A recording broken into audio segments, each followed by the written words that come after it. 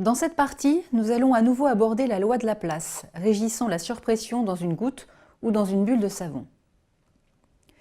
Mais nous allons la démontrer en considérant un aspect différent du précédent et en nous intéressant cette fois-ci au bilan des forces s'exerçant sur la goutte.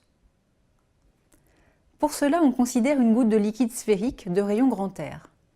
Dans cette goutte, on découpe une calotte de rayon petit r dont la hauteur est repérée par l'angle alpha. On peut donc calculer le rayon petit r de cette calotte. Petit r égale grand R fois cosinus alpha, et son périmètre, P égale 2π fois grand R cosinus alpha. Faisons maintenant le bilan des forces s'exerçant sur cette calotte. Il faut prendre en compte les forces de pression sur la face externe de la calotte, les forces de pression sur sa face interne et les forces de tension de surface. Les forces de pression sont localement dirigées perpendiculairement à la surface de la calotte. La calotte étant symétrique par rapport à l'axe vertical sur le schéma, les deux résultantes de ces forces sont dirigées selon cet axe vertical. Grand WE pour les forces de pression externes, grand WI pour les forces de pression internes.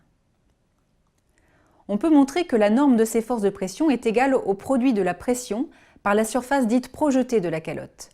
Cette surface est ici égale à π petit r au carré. Le raisonnement est le même qu'on considère la pression interne ou externe. Quant aux forces de tension superficielle, elles sont responsables du maintien de la forme sphérique de la calotte.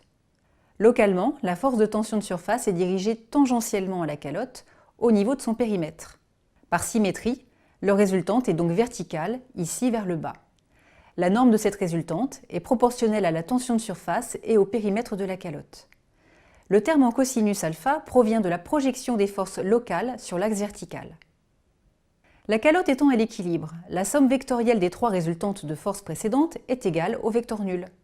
On projette ces forces sur l'axe vertical, et après simplification de l'équation obtenue, on obtient la relation entre la surpression ΔP dans la goutte, la tension de surface gamma et le rayon grand R de la goutte.